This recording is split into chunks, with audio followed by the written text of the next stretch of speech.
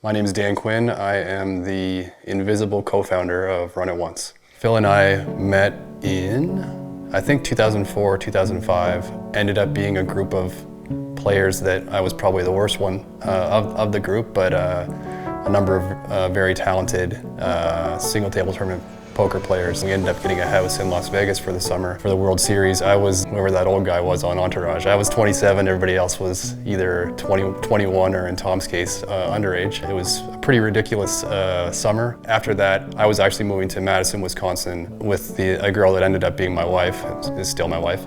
And Phil was actually enrolled at the University of Wisconsin in Madison. So we ended up living in the same town. It was a lot of me asking him every other day if I could come over and play poker at his house, because online poker is obviously a pretty isolating experience. The answer was typically no, but maybe tomorrow. Whenever we'd play it at Phil's house, which was a decently sized office with 2 monitors, 2 computers, and 3,000 empty water bottles. I always remember one of the big memories is whenever I had a bad hand, and I'm a pretty relaxed person, my biggest freak out would be taking the mouse on the table and just zinging it against the wall, and the mouse would self-destruct and we'd start with another mouse. And the most angry I ever saw Phil ever during a poker hand was, I was probably mad because I lost $1,000. He was mad because it was the end of a $600,000 session loss, something like that. And it was pick the mouse up, drop it to the table, and that was the most angry I ever saw him after a losing session. Other things that for some reason are stuck in my mind are the man never wanted to keep his change. Well, this is a long time ago, obviously, when we were still using cash, but never wanted to keep his change after a purchase. So he would take his change in the coffee shop and he would hide it so that a person would potentially find it in the future and be able to use that for their purchase. Just silly things you remember, I guess. Phil offered me a job as head of poker room management at Run It Once, which involved relocating to Malta.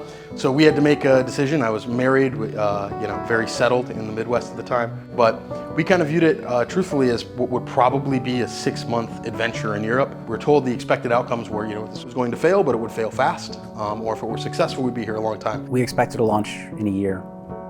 After a year, we were nowhere close to launch, and our technical director quit. So we sought a new one. He came in and said, this is a mess, essentially. It's going to take us a long time to rebuild. And by the time that finally got rebuilt, it was 4 years later. One thing that was kind of funny about it, I remember one of the first days where Phil came into the office. We're working on a UI element, and we went over and spoke with one of our lead devs at the time. Phil came in, anybody who knows Phil knows he's very unassuming. He's not a particularly large presence physically either or anything like that. And he came over and he was talking about this with this developer, trying to get to the problem that we were trying to solve. And afterwards, Phil left the room, and that developer said, who the fuck was that guy? and we're like, yeah, that was the owner of the company, man. And he's like, oh. By the time we got to 2018, it was incredibly stressful. I was putting in a lot of my money every month, and I didn't know when we were going to complete the project. We thought about shutting down before even launching, which would have been an embarrassment, but it might have been the right decision. We were always 2 to 3 months away from launch. And working and living in an environment for several years where you're perpetually about to launch is pretty miserable, because it's a constant letdown, and it means, especially we're a bunch of very dedicated people. We weren't planning vacations, weren't planning any time off, this kind of thing. A lot of people liked our innovations, our ideas that we created that no other poker sites had, and they liked the design of the software, but the tech just wasn't there. Instead of a full product in 1 year, we had an incomplete product in 4 years. But that's what we had, and we had to launch it. After we launched, after months and months and months of hurry up and wait, and then a huge sprint to the finish line with very, very little sleep, suddenly, bam, we're running a 24/7 operation that has some technical hiccups in the first few days. It was a little bit of chaos ensues. We did our best to be prepared for it, and we knew it would be that way, but it was still pretty tricky in the early days. When we first launched the site, it was extremely exciting just to have it off the ground, to have games running, to have people emailing, contacting customer service. I actually was picking up shifts within customer service, communicating directly with our users, so it was exhilarating. And by the time we launched, I was kind of a mess. It was 80 hours a week. It was all of my money and all of my mental energy even outside of the time that I was working. And then over the course of 2019, it was just everything that I could do and that we could do to get more players there. Pretty quickly, we started to see the effects of churn. Every single month, if you're lucky, you have to replace 30% or more of the players you brought in. It varied month to month, but we were burning about $300,000 a month, which is obviously stressful, especially when a lot of it fell on my shoulders. Beginning of 2020, we started seeing a lot of growth, and that growth was accelerated because of lockdowns. And by mid-2020, we were almost at a player base size where we could break even, which is, the holy grail. Once we get there, we can build, and so I was feeling really great about it. But once lockdowns eased towards the end of that year, it wasn't just a slight drop-off. Traffic cratered. I remember seeing the volume reports month after month and just seeing them at a level where it was clear that this wasn't going to be able to be sustained at this point. We couldn't go back to our investors and ask for additional funds. I knew we weren't going to make it. That was the point where I knew we needed a big partner, a massive marketing spend, or to sell the company. And so through the end of 2020 and into 2021, we set out to do just that. So yeah, that was my full-time job, basically trying to find a buyer for the company, along with Phil and Jason. And so we took a ton of these calls, probably somewhere between 60 to 100 calls over a year, and they all kind of went the same way for the most part. It was clear that when the other party got on the call, you could tell that this was the first time some of them had heard about it, or they had obviously not prepared, hadn't looked at the materials up front, and it ended up being a little bit, or a lot disheartening when you get on a call and in the first 5 seconds you know that they really aren't serious. They're just kicking the tires here. And so there was a lot of that. I had to be a little careful because I was NDA'd throughout 2021. We talked to several large gaming companies in the US and out of the US, and a lot of them were interested in poker, which is exciting, and a lot of them were interested in us. And we ended up getting a couple of offers and choosing an offer that we really liked. It was a fantastic number that would make all of our investors whole and would leave me okay. We kind of expected it to be a 45-day or so process, which turns out was very naive. That we signed a 45-day contract, but what ends up really happening is at the end of 45 days, you're like, do you want to keep negotiating? Like, do you want to still do this deal? And then we have to extend it. Well, Phil was just getting destroyed by this monthly burn. I was trying to get this deal done, and Jason was just trying to keep operations afloat in Malta. Every time, I always felt bad because every time I talked to them, it was 1 in the morning where I was. So I was fried and done and, not particularly articulate. In the end, it was just a series of these little things, some tax implications or VAT implications that we just kept having to compromise and find a way through. It was fine initially. It was just like, okay, we can just get all this information and this will be done in a couple months. But it became clear that it was not remotely that easy and it was going to be a very long process. There was always an issue with the VAT and how VAT was going to be applied to the deal. And I don't think anybody really knows what VAT is. I still don't. It's a value-added tax that is applied in Europe, and that's the extent that I know of it. But I know it was a major pain in the ass. To this day, I still don't really know what VAT is. So during this contract, you're exclusive with them. You can't negotiate with anyone else. You can't raise money. So every month, to keep us alive while we're negotiating, it's $300,000 out of my bank account. He said, literally, I am throwing $300,000 into a dark pit at the end of every month, and I'm never going to see it again. Phil's much wealthier than I am. I can't imagine even having to throw away 1/5 of that or 1/10 of that every month. It would just be an awful experience knowing that you are just spending this money that you're not going to get back. That was the hardest time in our marriage. Not only was he just physically not around, he was mentally distraught over saving the company. It was just a period of intense negotiations, just an absurd amount of legal calls, and not much movement on the product at all. All told, when you add up the money that I put in personally and all of the free cash flow from Run It Once, which would have otherwise been my money, I put in just under $10 million. Jesus. I didn't know it was that bad. And 6 months in, so that's a little over 1.8 million in to the negotiation talks, we were at the point where we were basically ready to sign. He and his team had worked so hard. I would text with the wives. It was the same for every couple. Like, these guys were working just tirelessly on getting this deal closed, and it was damaging to everyone's personal lives. It was so intense and so stressful, and they were so unhappy and miserable. By all accounts, it looked like it was a done deal. We had, told them the addresses to ship computers to and what specifications each person needed. And I had signed an employment agreement stating I'd relocate, all this kind of stuff. It felt like a done deal to me, to the point where we were being asked, do you want a Mac or a PC? So to get to that level of granularity, there was really no way that in my mind that I saw the deal not going down. One day I got a call from somebody who was too high up to be calling me. And I don't know, I just got a bad feeling about it right away and answered. Hello? And then Phil just typed in Slack, "We're fucked, period." They didn't want to do the deal. I mean, that's just glued in my mind. I'll always be able to remember exactly where I was and what I was doing when I saw that, and can see it just clear as day. He walked out of his office, and I was sitting on the stairs next to the office, and he was gray in the face. And I've never seen him look like that. And I was, what happened? He could barely muster the words. He just said, "The deal is over."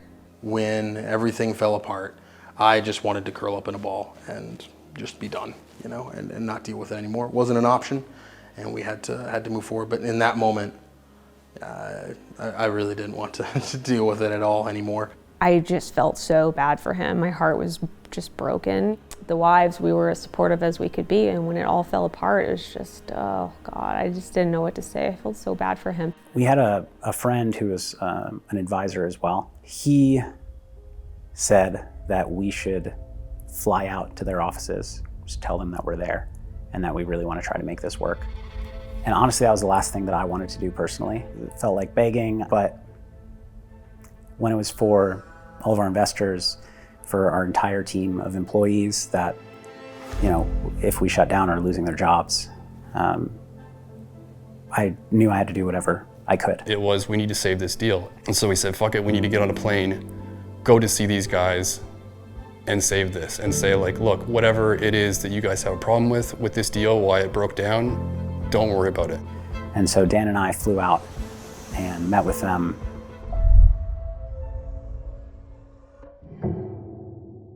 It was just complete apathy on the other side of the table. I couldn't have envisioned it going worse. They just didn't care. My world came crashing down. I had been pushing and pushing and pushing for so long. Honestly, it seemed like the most likely outcome is we were just gonna have to shut down the company, with nothing to show for it. I couldn't imagine things getting any worse. I was trying to send emails, so we have to reach out to every other company that we talk to as fast as we can because we're burning money really quickly. And my mom had been calling and texting, which I ignored. His mom is calling me, and she just says, I need to talk to Phil. Where is he? Then I got a text from Farah saying, "You really need to call your mom." Obviously, he was going to Las Vegas, I was going back to California, and I'm sitting on the runway after this awful meeting, really having no idea where this company is going now. We still have this massive burn we have to deal with. And then Phil comes on Slack and just types, "My dad died." And how do you react to that? His dad wasn't old. It was unbelievable.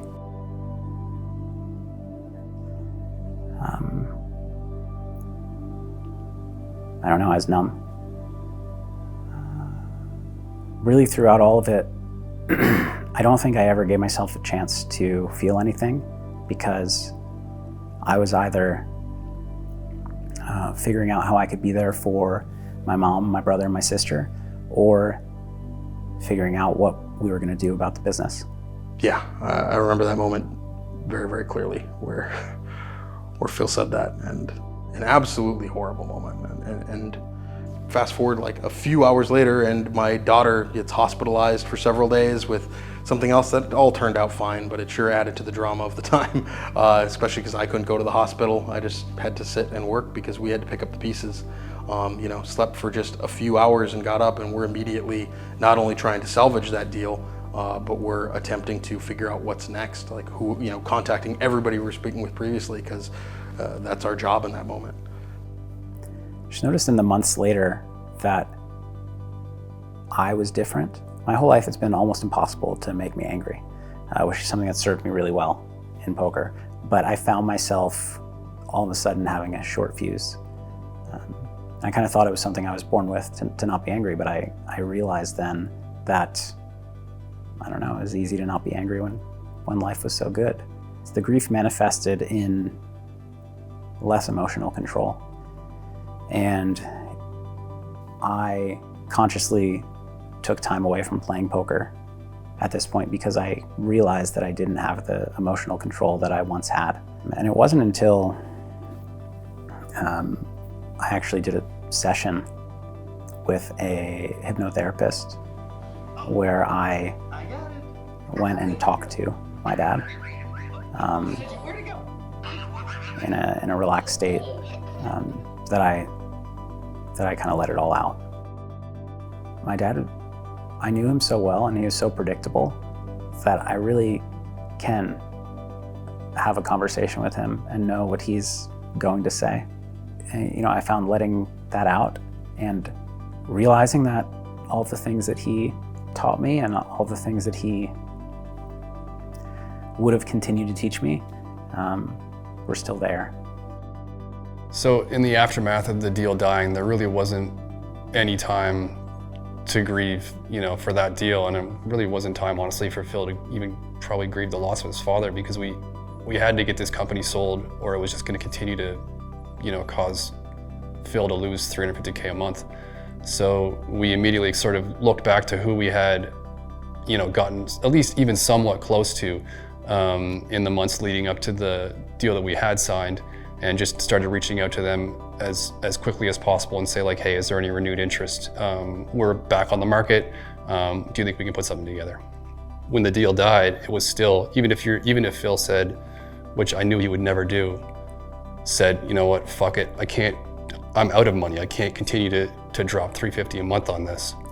Even in that case, you still have to unwind the company. You can't just stop having those cash outlays. There's just no way he would ever say, all right, we're closing, I'm not giving the employee severance. So he was just in the impossible position of running out of money and not being able to stop that money from flowing out of his bank account. So we just really needed to find someone to rescue us at that point. By the end of this, essentially I'd lost everything. We got into negotiation talks again with a different company for an offer that was not nearly as good, but it was something. And, getting some money back, some hope for the team and investors, and something back for myself, obviously was still important. So now we've sold poker to RSI, and I'm working closely with them on that, very excited about the project, letting the vision that we created live on. We have the resources and the right partner who shares our values in order to be able to deliver on that. It's just really exciting that we're able to continue to build Run It Once and launch that into the US market, which was always a dream of ours. And I also have more attention now to put on Run It Once training, which has kind of been neglected despite being the cash cow for these other ventures. The comeback story is still happening. Going through this experience not only taught me that I could handle really bad things happening to me, but it gave me a new appreciation for my life, and specifically money. Prior to this, I was just kind of building whatever I could. I just wanted to move up in stakes, play bigger games, make more money, start businesses that were going to make more money. I didn't think a whole lot about the real world implications of it. It was more of a game that I was playing. I just wanted to play good poker, build cool things, and make more money. And after this, after experiencing just the weight of that burn on my shoulders every month and not knowing what was going to happen, You know, it was a very real possibility that I would end up in a lot of debt, that we would have to sell the house, things like that. And so I came out of it with a newfound appreciation for what I have.